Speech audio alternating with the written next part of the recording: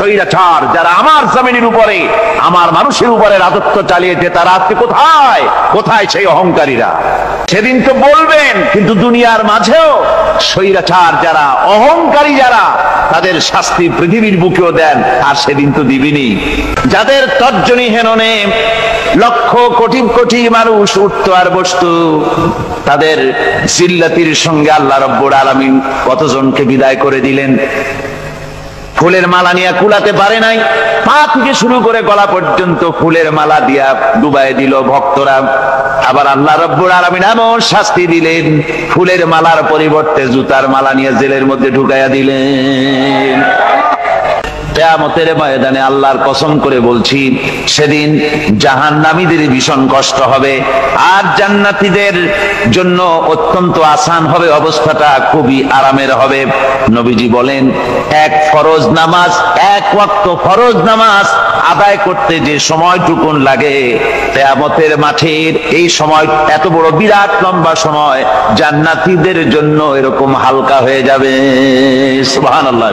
হযরত আবু সাঈদ খুদরী রাদিয়াল্লাহু তাআলা হাদিস কেন বর্ণনা করেছেন, এক ওয়াক্ত নামাজ, একটা ফরজ নামাজ পড়তে যতটুকুন সময় লাগে এতটুকুন সময়ের ভেতরে জান্নাতীদের কারবার শেষ হয়ে যাবে। সুবহানাল্লাহ বিহামদি। আর ওদের কারবার তো শেষই হবে না। ওয়া ইয়াউমা তাশাক্কাকুস সামাউ বিল গামামি ওয়া নুজ্জিলাল মালাইকাতু তানজিলা। ওরা ফেরেশতা দেখতে চায়। সেদিন আসমান সমূহ বিদীর্ণ হয়ে মেঘ পুঞ্জ বেরিয়ে আসবে, আত্মপ্রকাশ করবে। তার ভেতর থেকে ফেরেশতারা ক্রমাগত নাজিল হতে থাকবে। আর অবস্থাটাই হবে, আল মুলকু ইয়াউমাইযিনিল হাক্কু লিররহমান ওয়া কানা ইয়াওমান আলাল কাফিরিনা আসীরা। আর সেদিনে বাদশাহী হবে কেবলমাত্র রহমানের। ওয়া কানা ইয়াওমান আলাল কাফিরিনা আসীরা। আর সেই কিয়ামতের দিন, সেই সময়টা হবে কাফেরদের জন্য বড়ই কঠিন। এখানে কিয়ামতের কিছু কথা বলা হচ্ছে, কিছু আভাস দেওয়া হচ্ছে যে আসমান সমূহ বিদীর্ণ হয়ে মেঘ পিণ্ড বেরিয়ে আসবে এবং তার থেকে ক্রমাগত ফেরেশতারা নাজিল হতে থাকবে। আল্লাহর হাবিব বলেছেন, কেউ যদি কিয়ামতের দৃশ্য দেখতে চায় সেজন্য সূরা ইজা শামসু কুবিরাত ওয়া ইজা সামাউ ফাতারাত, ইজা সামাউ শাক্কাত, এই সূরাগুলি যেন পড়ে, তাহলে কিয়ামতের দৃশ্য তার চোখের সামনে প্রতিভাত হবে। কিয়ামতের দৃশ্যটা আসলে কেমন হবে সেই সূরাগুলি তেলাওয়াত করলে সে বুঝতে পারবে। যেমন আল্লাহ পাক বলছেন, إذا السماء فطرت وإذا الكواكب انتثرت وإذا البحار فجرت وإذا القبور بعثرت। যখন আকাশসমূহ চূর্ণ বিচূর্ণ হয়ে যাবে আর তারকাসমূহ বিক্ষিপ্ত হয়ে পড়বে, সমুদ্র মহাসমুদ্রগুলি দীর্ণ বিদীর্ণ হয়ে যাবে, কবরগুলি সব উদ্গীরণ করে দেবে, তার মধ্যে যা আছে সে সবগুলি। আবার আল্লাহ পাক বলেন, ইযাশ শামসু কুবিরাত ওয়া ইযান নুজুমুন কাদারাত ওয়া ইযাল জিবালু সুয়্যিরাত। সূর্য যখন ঢেকে যাবে, তারকাগুলি যখন বিপর্যস্ত হয়ে যাবে, আর পাহাড়গুলি যখন চালিয়ে দেওয়া হবে, এই দৃশ্য তোমরা দেখতে পাবে। فإذا النجوم طمست وإذا السماء فرجت وإذا الجبال نسفت। সেদিন অবস্থা এমন হবে, সমস্ত তারকাগুলি স্তিমিত হয়ে যাবে আর আকাশসমূহ দীর্ণ বিদীর্ণ হয়ে যাবে। আর দেখতে পাবে পাহাড়গুলি, সমস্ত পাহাড়গুলিকে উড়িয়ে দেওয়া হবে।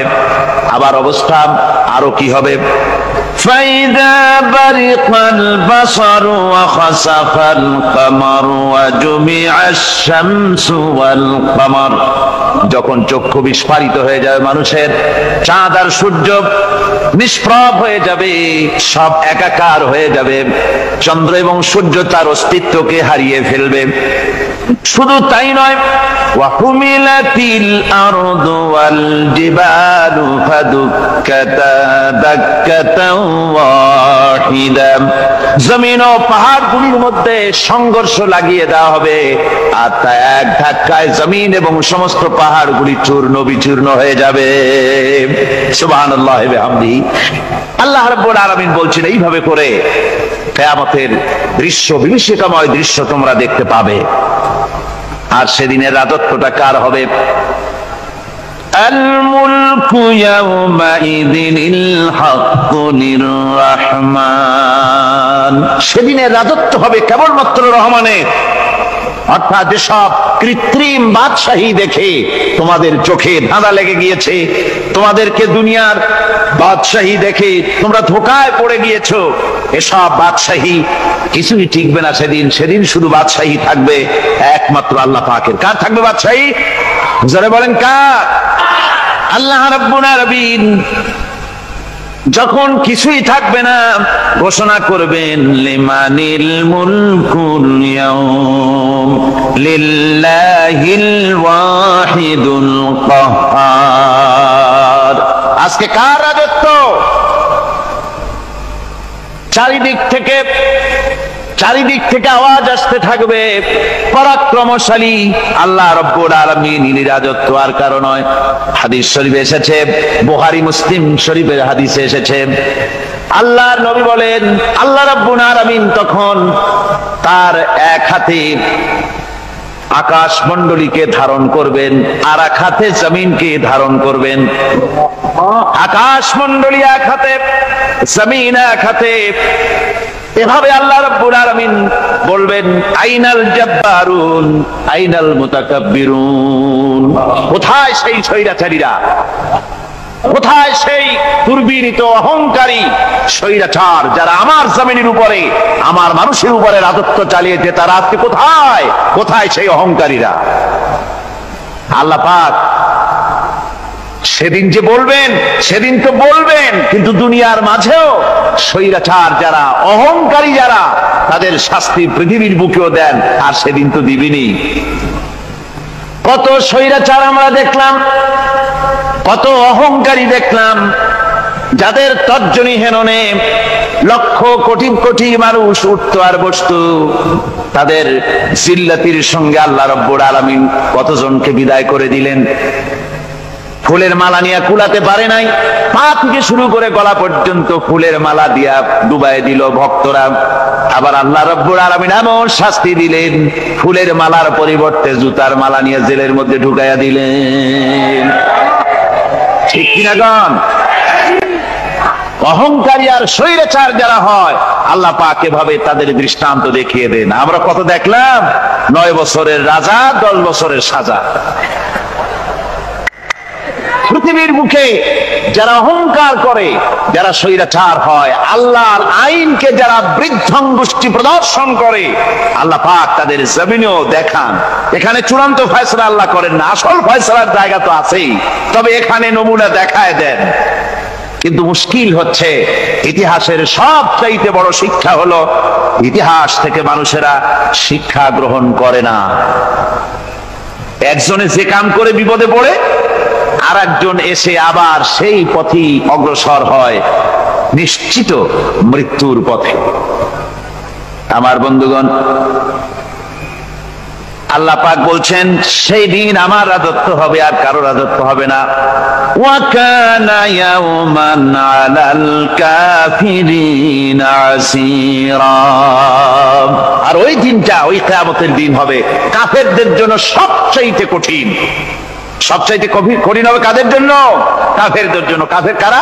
কাফের হচ্ছে তারা যারা নাকি আল্লাহর আইনকে অস্বীকার করেছে, আল্লাহকে অস্বীকার করেছে, আল্লাহর আইনকে অস্বীকার করেছে। ওরা কি?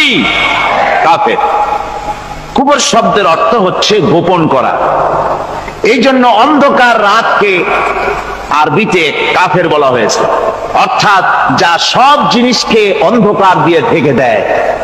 তো কুফর হচ্ছে সেই জিনিস যা মহাসত্যকে ঢেকে দেয়, সত্যকে মহাসত্যকে ঢেকে দেয় যে জিনিস, সেটাকে কুফর বলা হয়। আর এই কাফের অন্ধকারে ঘুরে মরে, সে কোন আলোর খোঁজ পায় না। আল্লাহ রাব্বুল আলামিন বলেন, কাফেরদের কথা এখন শোনাচ্ছেন আল্লাহ পাক, والذين كفروا أولياؤهم الطاغوت يخرجونهم من النور إلى الظلمات। যারা কাফের, যারা কুফরি অবলম্বন করেছে, তাদের সাহায্যকারী আর পৃষ্ঠপোষক হচ্ছে তাগুত। তাগুত বলা হয় সেই শক্তিকে যে শক্তি শুধু নিজেই আল্লাহর আইন অমান্য করে বসে থাকে না, বরং অন্যদেরকেও আল্লাহর আইন অমান্য করতে বাধ্য করে। ওদেরকে আরবিতে কি বলা হয়? তাগুত বলা হয়। আর এই তাগুতি শক্তি, এই তাগুত হয় তার সাহায্যকারী, যা তাকে আলো থেকে টেনে অন্ধকারের ভেতরে নিয়ে যায়। আর কাফের হচ্ছে আল্লাহ পাকের ভাষায়, অর্থাৎ কোরআনের ভাষায়, কাফের হচ্ছে সবচাইতে নিকৃষ্ট প্রাণী, সবচাইতে নিকৃষ্ট জীব। মহাসত্যকে যারা অস্বীকার করেছে, যারা আল্লাহকে মানে না, যারা আল্লাহর কোরআনকে মানে না, যারা ইসলামকে স্বীকার করে না, তারা সবচাইতে নিকৃষ্ট প্রাণী। আল্লাহ রাব্বুল আলামিন বলেন, ইন্না শাররাদ দাওয়াবি ইনদাল্লাহিল্লাযীনা কাফারু ফাহুম লা ইউমিনুন। নিশ্চয়ই আল্লাহর জমিনে সব বিচরণশীল জীব যত আছে, আল্লাহ বলছেন আমার জমিনে বিচরণশীল জীব যত আছে, তার মধ্যে সবচাইতে নিকৃষ্ট প্রাণী হলো যারা ঈমান আনে নাই, যারা বিশ্বাস করে না আমি আল্লাহকে, যারা পরকালকে বিশ্বাস করে নাই, যারা কোরআনকে বিশ্বাস করে নাই, যারা ইসলামকে বিশ্বাস করে নাই, পৃথিবীর মধ্যে তারা সবচাইতে নিকৃষ্টতম প্রাণী।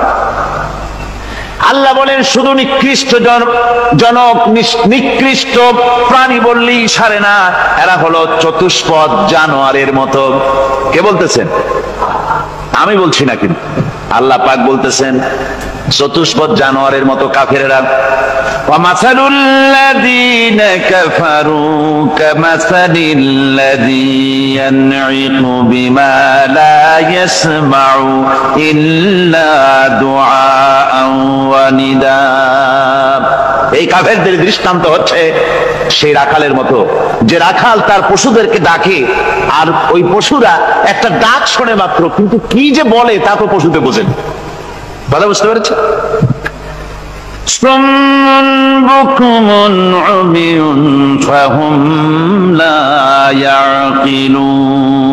এরা বোবা, এরা বধির, এরা অন্ধ, এ কারণেই কোনো কথা বোঝে না। এরা চতুষ্পদ জানোয়ারের চাইতেও নিকৃষ্ট। যাদেরকে আমি আল্লাহ বলেন, যাদেরকে আমি চোখ দিলাম, চোখ থাকতে হক দেখলো না, সব দেখলো।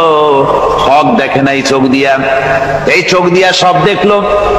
নারীর সৌন্দর্য উপভোগ করলো, আর নারীর অঙ্গ প্রত্যঙ্গ নিয়ে নানা ধরনের গল্প লিখলো, কবিতা লিখলো, কিন্তু এই সৌন্দর্য যিনি দিলেন তারেও চিনল না। আছে না কত কবি আমাদের দেশে? আমার দেশের সেই কবি জাতীয় পুরস্কার পায় যে কবি নারীর বিশেষ বিশেষ অঙ্গ নিয়ে বেশি করে নির্লজ্জ কবিতা লিখতে পারে, ওই হলো সবচেয়ে বড় কবি। আমার বন্ধুগণ, একজন বুজুর্গ ব্যক্তি, তিনি পথ দিয়ে যাচ্ছিলেন, তো সে পথে এক সুন্দরী যুবতী মেয়েকে দেখে সেই যুবতী মেয়ের দিকে এই বুজুর্গ ব্যক্তি এক নজরে তাকায় আছে। তখন এই ঘটনাটাকে কবি এভাবে লিখতেছেন সাজায়, একদা সুখদায়ক প্রমোদা বদন দর্শন করিব ঝরিল নয়ন, হেসে কহে সে রূপসী সবিস্ময় মন, কহ দেখি মহাশয় কহ কি কারণ, বিষয় বিরাগী তুমি ভুবনে প্রচার, কি হেতু জন্মিল তব মানস বিকার, সামান্য ললনা রূপ করি দর্শন, উচিত না হয় কব অশ্রু বরিশন। বুজুর্গ ব্যক্তি ওই মহিলার দিকে তাকিয়ে তাকিয়ে কাঁদতেছেন। সুন্দরী মহিলা বলেন, আল্লাহর বুজুর্গ বান্দা, আপনি এলাকার ভিতরে বুজুর্গ এবং পীর হিসাবে, বুজুর্গ ব্যক্তি হিসাবে আপনি বিখ্যাত। আজকে আমাকে এখানে দেখে আপনি আমার দিকে তাকায় আমার রূপ উপভোগ করতেছেন আর কাঁদতেছেন। আপনার মতো সংসার বিরাগী মানুষ আমার মতো একটা সুন্দরী মেয়েকে দেখে ভাবে কাঁদা ঠিক না। বুজুর্গ ব্যক্তি বলছেন, হেসে কহিলাম বালে করহ শ্রবণ, নেত্র ঝরে তবু হেতু ভেব না এমন, যে শিল্পী রচিল ওই সুধাংশু বদন, তাহার তরে ঝরে নেত্র নয়নে জীবন। আল্লাহর বান্দি, আমি তোমাকে দেখি কান্দি না, আমার চোখে পানি বেরিয়ে গেছে। তোমারে দেখে আমি মনে মনে ভাবলাম, এত সুন্দর করে যিনি মানুষ বানিয়েছেন, না জানি ওই আল্লাহ রব্বুল আলামিন কত বড় সুন্দর। আমার ভাইরা, সুতরাং চোখ থাকতে ওরা আল্লাহ রাব্বুল আলামিনের কুদরত ওরা দেখে নাই, কান থাকতে কোরআনের আওয়াজ ওদের কানের মধ্যে ঢোকে নাই, বিবেক থাকতে আল্লাহর দ্বীনকে বুঝতে পারে নাই, চিন্তা করতে পারে নাই। আল্লাহ রাব্বুল আলামিন বলেন, উলাইকা কাল্লানাম, এরা হলো চতুষ্পদ জানোয়ার, বালহুম আদাল, শুধু জানোয়ার না, জানোয়ারের চাইতেও নিকৃষ্ট। এমনই জানোয়ার, আল্লাহ বলেন শুধু জানোয়ার না, জানোয়ারের মতো শুধু খায় জনমের মতো।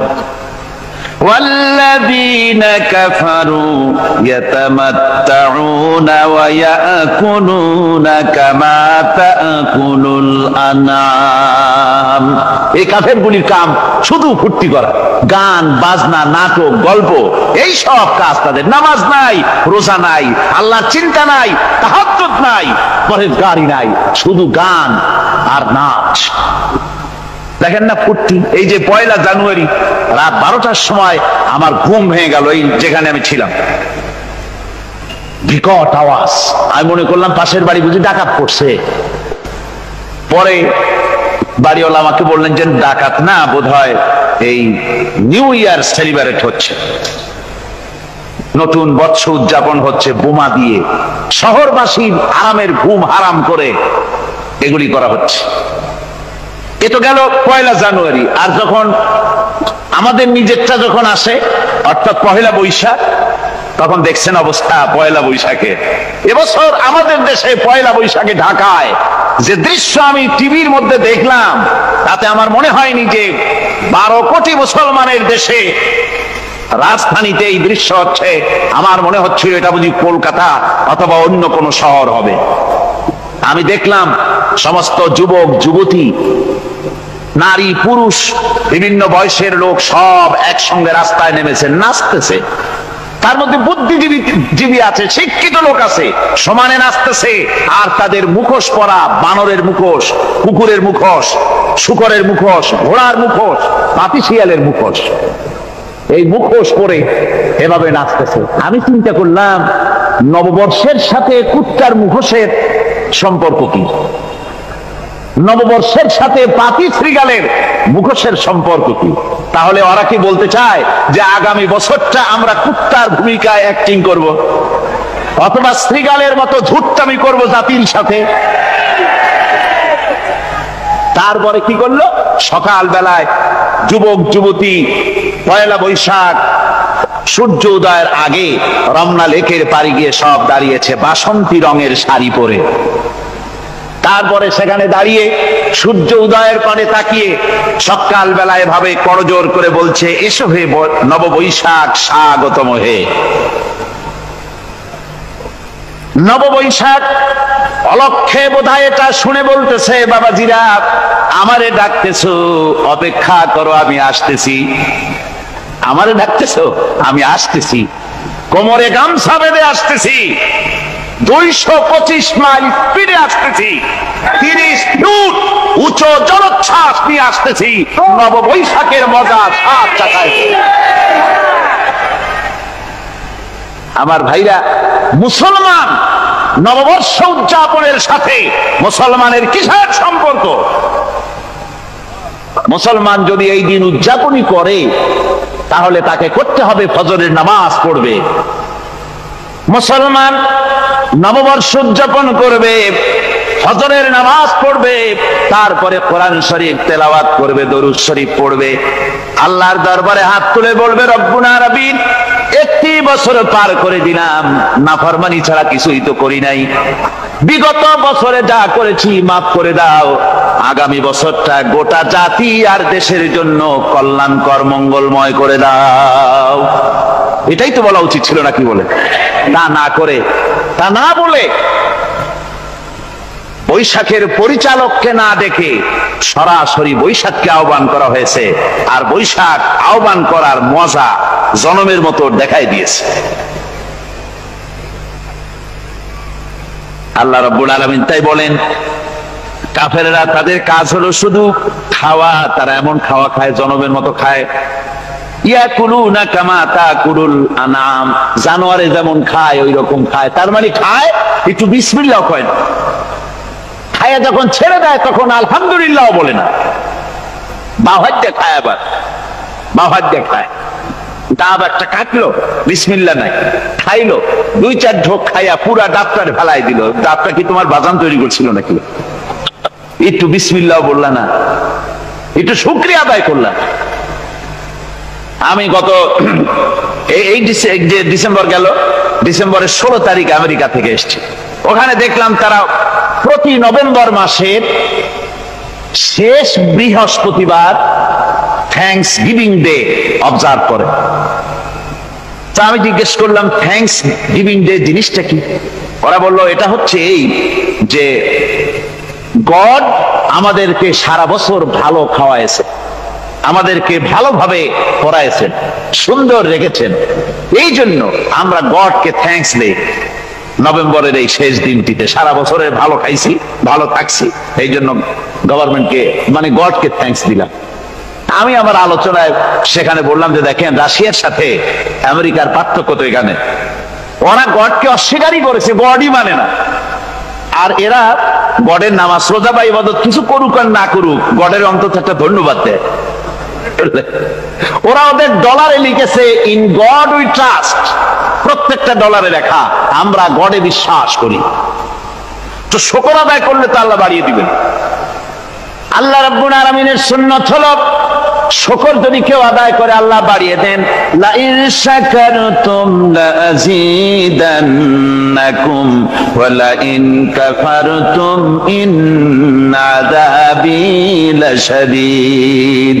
আমার নিয়ামতের শুকর যদি আদায় করো আমি বাড়ায় দেব, আর যদি নিয়ামতের শুকর আদায় না করো তাহলে মস্ত বড় শাস্তি তোমাদের জন্য রেখেছি। তো আমেরিকা শুকর আদায় করে নিজেরা খাইয়া, কিন্তু ওদের জমিন হলো বিশাল জমিন। আমি কয়েকবার গিয়েছি এবং বহু স্টেট সফর করেছি। ওদের জমিন এত ফার্টাইল, জমিনে যদি রীতিমতো তারা ফসল ফলাতো, এই ফসল সারা দুনিয়ার দরিদ্র ভূমুক্ষ জনতাকে খাওয়াইয়া বাঁচাইতে পারত। কিন্তু ওরা তা করে না। ওরা করে কি? ওরা মুনাফার হার, বাজার দর ঠিক রাখার জন্য নির্দিষ্ট পরিমাণ জমিনের ফসল ফলায়, কিন্তু জমিন এতই উর্বর, ওদের মেজারমেন্ট করা, মাপ করা, হিসাব করা ফসল হয় না, ফসল হয় বেশি। তখন বাড়তি ফসলকে তারা প্রতি বছর লক্ষ লক্ষ টন আলু আর গমকে তারা সমুদ্রে নিক্ষেপ করে। তাদের আলু এবং গম সেই সময় তারা নিক্ষেপ করে সমুদ্রে যখন ইথিওপিয়া, সুদানে মানুষ না খেয়ে মরছে।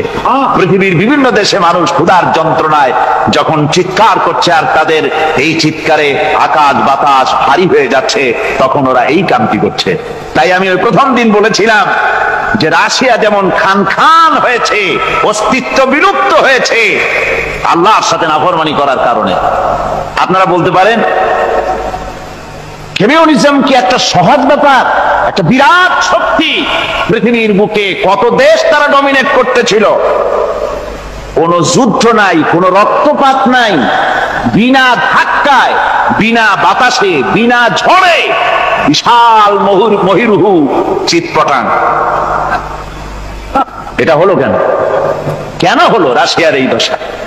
আমি লালদিঘির ময়দানে বলে গেছিলাম, আমি চিন্তা করে যেটা পাইছি সেটা হচ্ছে এই, দুনিয়ার সমস্ত মতবাদ আল্লাহকে কোনো না কোনো প্রকারে স্বীকার করে।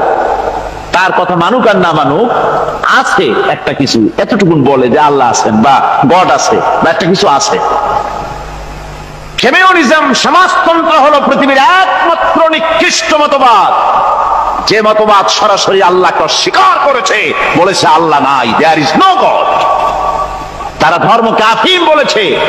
আল্লাহ পাক তাই কোন যুদ্ধ ছাড়া, কোন মারামারি ছাড়া, কোন রক্তপাত ছাড়া এই বিশাল শক্তিকে উৎকারে উড়িয়ে দিলেন, তুলার মতো হয়ে, গোটা রাশিয়া তুলার মতো হয়ে, পেঁজা তুলা, ধোনা তুলার মতো হয়ে সব উড়ে চলে গিয়েছে, অস্তিত্ব বিলুপ্ত হয়ে গিয়েছে।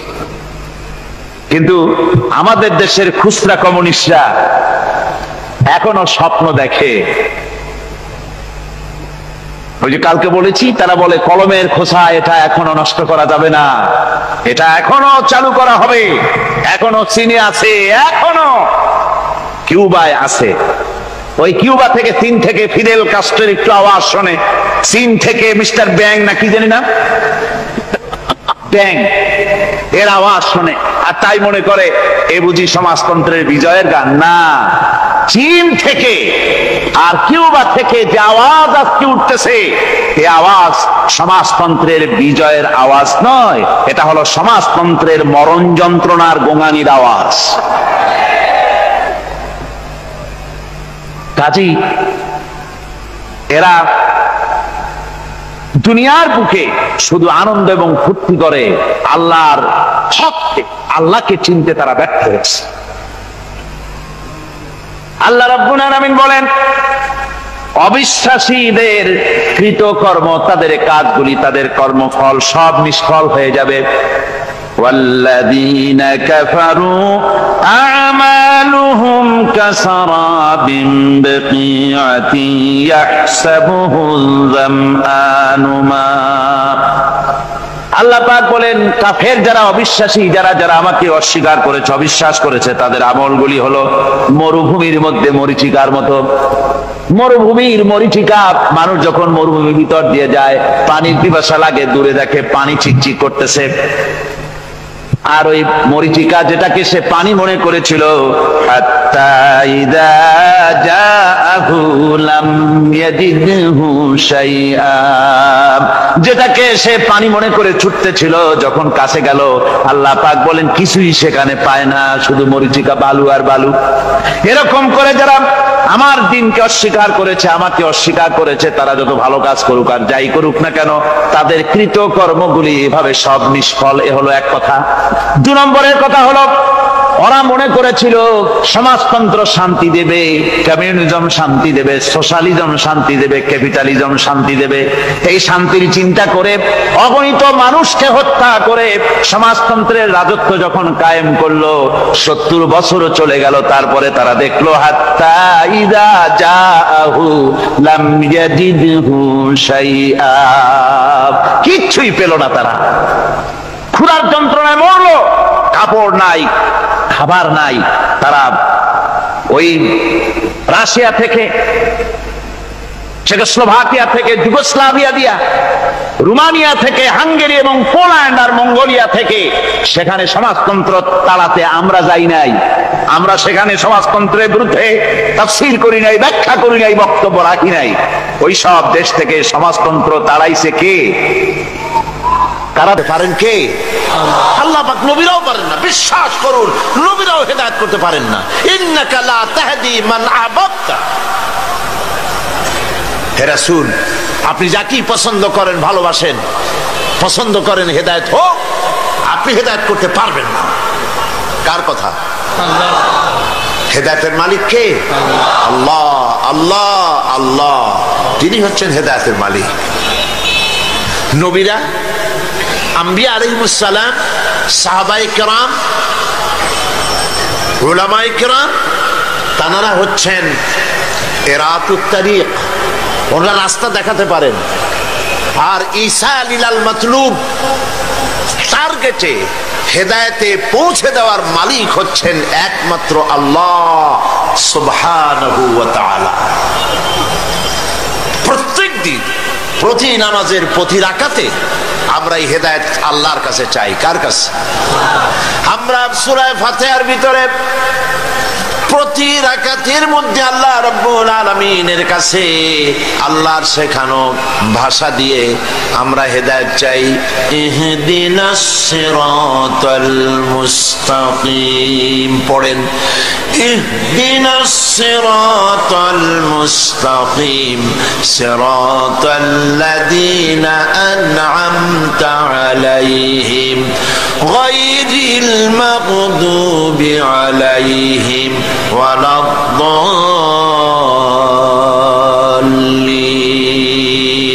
আমিন। আল্লাহ আমাদেরকে হেদায়েত দাও, হেদায়েতের রাস্তা দেখাও, সহজ সরল পথ আমাদের দেখাও।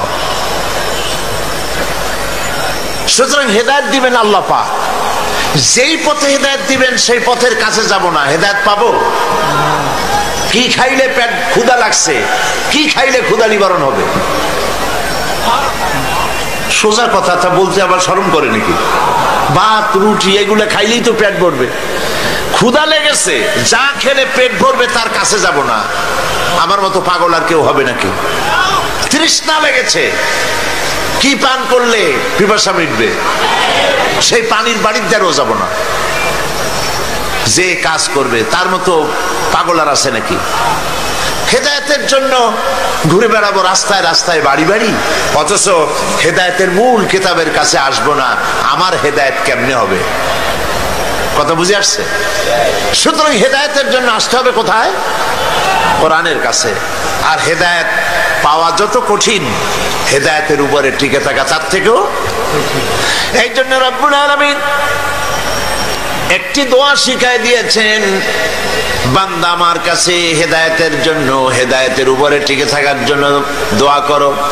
রব্বানা লা তুযিগ কুলুবানা বা'দা ইয হাদাইতানা ওয়া হাব লানা মিন লাদুনকা রাহমাতান ইন্নাকা আনতাল ওয়াহ্হাব। আয় আমার রব, যখন তুমি আমাকে হেদায়েতের রাস্তা দেখিয়েছো, এই রাস্তা থেকে আমাকে সরিয়ে দিও না। বলেন আমিন, বলেন আমিন। তাহলে হেদায়েতের মূল রাস্তা হলো কোরআন। এই কোরআন দিয়েই নবী করিম সাল্লাল্লাহু আলাইহি সাল্লাম একটি জাতিকে, একটা মরা জাতিকে জিন্দা করছিলেন। সুবহানাল্লাহ বলেন। মরা জাতি মানে চরিত্রের দিক থেকে মরা। কত বড় মরা চরিত্র হলে পরে তারা খুন করত, চুরি করত, ডাকাতি করত, জেলা করত, সব।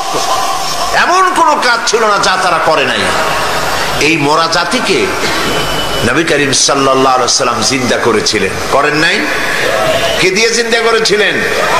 এই কোরআন দিয়েই তাদেরকে জিন্দা করেছিলেন। একটা কিতাব দিয়ে একটা বিপ্লব হয়েছে পৃথিবীতে। ভালো করে শোনেন সিলেটের সম্মানিত ভাই আর বোনেরা, পৃথিবীতে যত বিপ্লব হয়েছে, সমস্ত বিপ্লব হয়েছে রক্তপাতের মধ্য দিয়ে। রুশ বিপ্লব, লক্ষ লক্ষ মানুষের রক্তের উপর থেকে বিপ্লব হয়েছে। এখনো গণকবর আবিষ্কার হচ্ছে, লক্ষ লক্ষ মানুষের হাড্ডি গুড্ডি পাওয়া যাচ্ছে। পৃথিবীতে যত বিপ্লব হয়েছে রক্তের মধ্য দিয়ে বিপ্লব। আর ইসলামের বিপ্লব হয়েছে একখানা কিতাব দিয়ে। তাও সুবহানাল্লাহ বলবেন না? একখানা কিতাব দিয়ে একটা বিপ্লব হয়ে গেল। মানুষের জীবনের মোড় ঘুরে গেল। মানুষের জীবনের লক্ষ্য উদ্দেশ্য সব মূল পথে ফিরে এলো এই কোরআন দিয়ে। আপনারা জানেন স্কুল কলেজ ইউনিভার্সিটিতে সিলেবাসে অনেক বই থাকে। সিলেবাসের এতগুলি বই পড়ে তারপরে কি তৈরি হয়? বিজ্ঞান, বিজ্ঞান পড়তেছে, দর্শন পড়তেছে, অঙ্ক পড়তেছে, ভূগোল পড়তেছে, ইতিহাস পড়তেছে, সাহিত্য পড়তেছে। সিলেবাসের এত বই পড়ে পড়ে কি তৈরি হচ্ছে? ভালো বেশি হচ্ছে না খারাপ বেশি হচ্ছে? আপনারা বলেন। খারাপ বেশি হচ্ছে। অস্ত্রধারী হচ্ছে, চোর, ডাকাত, গুন্ডা, ধর্ষণের সেঞ্চুরি করতে পারে এরকম সাহসী ছেলে তৈরি হচ্ছে। নাউজুবিল্লাহ, নাউজুবিল্লাহ।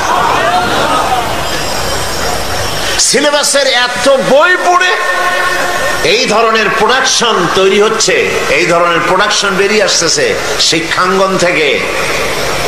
নবী করিম সাল্লাল্লাহু আলাইহি সাল্লামেরও একটা শিক্ষাঙ্গন ছিল। সেই শিক্ষাঙ্গন, সেই বিশ্ববিদ্যালয়ের নাম আমি আমার আলোচনার মধ্যে বলি। নবী করিম সাল্লাল্লাহু আলাইহি সাল্লামের বিশ্ববিদ্যালয়ের নাম ছিল আল হেরা ইউনিভার্সিটি। এই আল হেরা ইউনিভার্সিটির ভাইস চ্যান্সেলর ছিলেন মুহাম্মদ রাসূলুল্লাহ সাল্লাল্লাহু আলাইহি সাল্লাম, আর চ্যান্সেলর স্বয়ং আল্লাহ রাব্বুল আলামিন। সিলেবাস ছিল, সিলেবাসে কিতাব ছিল মাত্র 2খানা। সিলেবাসে কিতাব ছিল মাত্র 2খানা। একখানা কোরআন আর একখানা নবী করিম সাল্লাল্লাহু আলাইহি সাল্লামের সুন্নাত আর হাদিস। এই সিলেবাসের 2খানা কিতাব পড়ে কি সব ছাত্র তৈরি হলো তা কি আপনারা দেখবেন না শুনবেন? একটু দেখেন। তবে এখানে আমি দেখাতে পারবো না। মনের চোখ ইতিহাসের পাতায় ফিরিয়ে দিন 1400 বছরের আবু বকরের দিকে তাকান। আবু বকর, ওমর, উসমান, আলী, আবু উবাইদা ইবনুল জাররাহ, আবু ইবনুল আস, আবু মুসা আশআরি, জুবায়ের, সাদ, আম্মার, খাব্বাব, খুবাইব রিদওয়ানুল্লাহি তাআলা আলাইহিম আজমাইন। কি সব সাহাবী তৈরি হলো, সুবহানাল্লাহ। কি সব মানুষ তৈরি হলো। সিলেবাসের মাত্র 2খানা কিতাব পড়ে তারা পৃথিবীর সেরা মানুষ বনে গেলেন। হযরত ওমরের মতো একজন শাসক গোটা পৃথিবীর সমস্ত বিশ্ববিদ্যালয় একত্রিত হয়েও হযরত ওমরের মতো একজন মানুষ আর বানাইতে পারবে না। তার কাছাকাছি বানাতে পারবে যদি আবার শিক্ষাঙ্গনগুলির সিলেবাসে থাকে এই কিতাব আর নবী করিম সাল্লাল্লাহু আলাইহি ওয়াসাল্লামের হাদিস, তাহলেই সম্ভব। কথা ঠিক কিনা বলেন? এবার দেখেন ইতিহাসের, আমি বলেছি যে আমি কথা আপনাদেরকে শোনাবো না, দেখাবো। তো দেখার জন্য ইতিহাসের পাতার দিকে তাকান। হযরত ওমর রাদিয়াল্লাহু তাআলা আনহু নবী করিম সাল্লাল্লাহু আলাইহি ওয়াসাল্লামকে হত্যা করতে আসছেন। এটা ঠিক কিনা? 26 বছরের ভরা যুবক তিনি নবী করিম সাল্লাল্লাহু আলাইহি ওয়াসাল্লামকে হত্যা করার জন্য এসেছেন। কোরআন শরীফ তার কানের মধ্যে ঢুকলো। কোরআনের আওয়াজ শুনে তিনি কোরআন পড়লেন, কোরআনের পাতা পড়লেন। আমি ঘটনা শোনাবো না, এটা তো আপনাদের জানা ঘটনা। আমি যাচ্ছি ভিন্ন দিকে। কোথায় আপনাদের নিয়ে যাচ্ছি শুনলে পরে বুঝবেন। হযরতে ওমর কোরআনে কারীমের পাতা হাতে নিয়ে যখন পড়লেন, তাহা মা আনজালনা আলাইকাল কুরআনা লিতাশকা। কোরআনে কারীমের এক একটা আয়াত পড়তেছেন আর তার রক্ত হিম শীতল হয়ে আসতেছে। উত্তেজিত রক্ত, রক্তচক্ষু। নবী করিম সাল্লাল্লাহু আলাইহি ওয়াসাল্লামকে যেখানে পাবেন সেখানে হত্যা করবেন। এখন এক একটা আয়াত তেলাওয়াত করছে, শক্তি নিস্তেজ হয়ে আসতেছে, রক্তহীন শীতল হয়ে যাচ্ছে। হঠাৎ করে তার নিজের অজান্তে চোখ থেকে পানি দরদর করে পড়া শুরু হয়ে গেছে। নবী করিম সাল্লাল্লাহু আলাইহি ওয়াসাল্লামের কাছে এলেন। তিনি প্রশ্ন করলেন, ওমর, হাতে তরবারি তোমার কি মতলব নিয়ে এসেছো? হযরত ওমর বললেন, কুমতলব নিয়েই এসেছিলাম। কিন্তু কোরআনে কারীমের আয়াত শুনে, কোরআনের সংস্পর্শে এসে আমার জীবনের ভুল ধরা পড়েছে। জীবনের 26টা বছর জাহালাতের মধ্যে কাটায় দিয়েছি। আমি এখন ইসলামের আলো পেতে এসেছি, মুসলমান হওয়ার জন্য এসেছি। নবীজি বললেন, ওমর পড়ো লা ইলাহা ইল্লাল্লাহ ইল্লাল্লাহু মুহাম্মাদুর রাসূলুল্লাহ।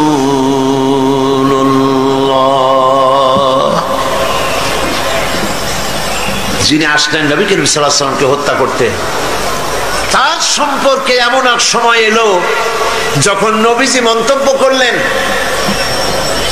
নবীজি যখন নবুয়ত সম্পর্কে কথা বলতে গিয়ে কথা বললেন, লা নবিয়্যা বাদি ওয়ালা রাসূলা, আমার পরে নবীও হবে না, রাসূলও আসবে না। যদি আমার পরে কেউ নবী হতো লাকানা ওমর, ওমরকে আল্লাহ পাক অবশ্যই নবী বানিয়ে দিতে। লক্ষ্য করেছেন হযরত ওমর কোথায় ছিলেন আর কোথায় চলে গেলেন? কিতাবে এসেছে হযরত ওমর রাদিয়াল্লাহু তাআলা আনহুর জামানায়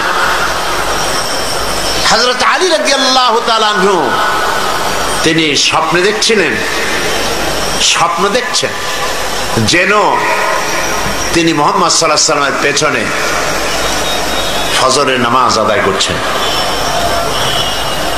এটা হযরত আলীর স্বপ্ন। স্বপ্ন দেখে স্বপ্নের ভেতরে তিনি নামাজ পড়লেন রাসূলের পেছনে, নামাজ শেষ করে তিনি বেরিয়েছেন। মসজিদের দরজা আসার পর তিনি দেখলেন এক বুড়ি দাঁড়ানো, হাতে এক ঝুড়ি খোরমা। বলছেন ওমর, বলছেন আলী, এই খোরমাগুলি নিয়ে যাও, আমার নতুন বাগানের খোরমা, নবী করিম সাল্লাল্লাহু আলাইহি ওয়াসাল্লামকে দিবে, তিনি নিজে খাবেন এবং সাহাবায়ে কিরামদেরকে দিবেন, এতে করে আমার বাগানে আল্লাহ পাক বরকত দান করবেন। হযরত আলী ভিতরে ঢুকলেন। স্বপ্ন না বাস্তব? স্বপ্ন দেখতেছেন, আপনারা খেয়াল রাখেন। কিন্তু নবী করিম সাল্লাল্লাহু আলাইহি ওয়াসাল্লামের কাছে গিয়ে হযরত আলী পাত্রটি দিলেন আর ওই মহিলার কথা শোনালেন। নবীজি পাত্র থেকে একটি খোরমা হাতে তুলে হযরত আলীর মুখে দিয়ে দিলেন। হযরত আলী খোরমাটা চিবুচ্ছিলেন। ঠিক এমন সময় ফজরের আজান হয়ে গেল। ফজরের আজান হযরত আলীর কানে এসেছে, ঘুম ভেঙে গেল, কিন্তু রাসূলের হাতের দেওয়া খোরমার স্বাদ তখনও তার মুখের মধ্যে ছিল। তিনি উযু করলেন, ফজরের নামাজ পড়ার জন্য মসজিদে নববীতে পৌঁছে গেলেন। ইমামতি করতে দেখছেন কাকে? হযরত ওমর রাদিয়াল্লাহু তাআলা আনহু। তার জামানায় এই স্বপ্ন। হযরত ওমর ইমামতি করছেন, ফজরের নামাজ শেষ হয়েছে, মাসনুন তরিকা অনুযায়ী হযরত ওমর রাদিয়াল্লাহু তাআলা আনহু সালাম ফিরিয়ে পেছনের দিকে ফিরেছেন। হযরত আলী ফজরের পরে মাসনুন দোয়াগুলি পড়ে সকলের আগে বেরিয়ে গেছেন। মসজিদ থেকে বেরোবার সাথে সাথে দেখেন দরজার কোনায় এক মহিলা দাঁড়ানো, এক পাত্র খোরমা হাতে। বলতেছে, আলী, এই খোরমাগুলি নিয়ে যাও, আমার নতুন বাগানের এগুলি। আমিরুল মুমিনিন ওমর রাদিয়াল্লাহু তাআলা আনহুকে বলো তিনি যেন নিজে খান এবং আল্লাহ রাসূলের সাহাবীদের মধ্যে খোরমাগুলি যেন তিনি ডিস্ট্রিবিউট করে দেন। হযরতে আলী খোরমার পাত্র নিয়ে ভিতরে ঢুকলেন, হযরতে ওমরকে দিলেন। হযরত আলী লক্ষ্য করলেন, স্বপ্নে যা দেখলাম তাই তো বাস্তব হচ্ছে। তিনি খোরমার পাত্র দিয়ে ঘটনা শোনালেন। হযরত ওমর খোরমার পাত্র থেকে একটি খোরমা তুলে হযরত আলীর মুখের মধ্যে দিয়ে দিলেন। হযরত আলী খোরমা খেয়ে বলছেন, ওমর, জিদনি তামরাতান উখরা, আমাকে আরেকটা খোরমা দাও, খেতে খুব মজা লাগছে।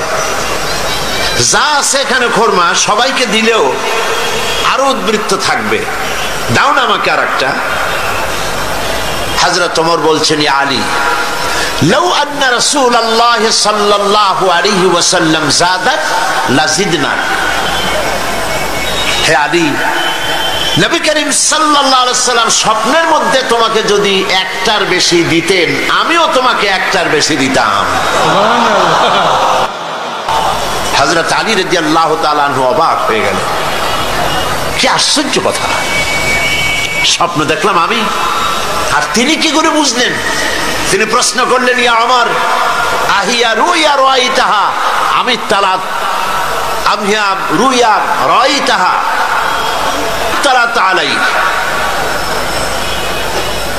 হে ওমর, এটা কি তুমি স্বপ্ন দেখেছো, না গায়েব থেকে তোমাকে তেলা করা হয়েছে, গায়েব থেকে তোমাকে জানানো হয়েছে? বিষয়টা কি? তুমি কেমনে জানলে যে আজকে রাত্রে আমি এই ধরনের স্বপ্ন দেখেছি? হযরতে ওমর তিনি বললেন, আলী ওয়াল্লাহি মা হিয়া রুয়া ওয়ালা গায়েব, এটা স্বপ্ন নয়, এটা গায়েব নয়। ওয়ালাকিন্নাল মুমিনা ইযা আখলাসা কলবাহু ইয়ারা বিনুরিল্লাহ। ওয়ালাকিন্নাল মুমিনা ইযা আখলাসা কলবাহু, আসল কথা হচ্ছে আমি স্বপ্নও দেখি নাই, আমি গায়েবও জানি না, গায়েব থেকেও জানানো হয় নাই। মূল কথা হলো একটি মানুষ যখন আল্লাহর গোলাম, আল্লাহর বান্দা, যখন তার ব্যক্তি, তার চরিত্র, তার নৈতিকতা সকল দিক থেকে সে আল্লাহর জন্য হয়ে যায়, তখন আল্লাহর সাহায্যেই সে দেখতে পায়। হযরত ওমর রাদিয়াল্লাহু তাআলা আনহু কোন পর্যায়ে ছিলেন আর কোথা থেকে আল্লাহ তাকে কোথায় নিয়ে গেলেন, এটা কিসের বরকতে নিয়েছেন? কোরআনের বরকতে।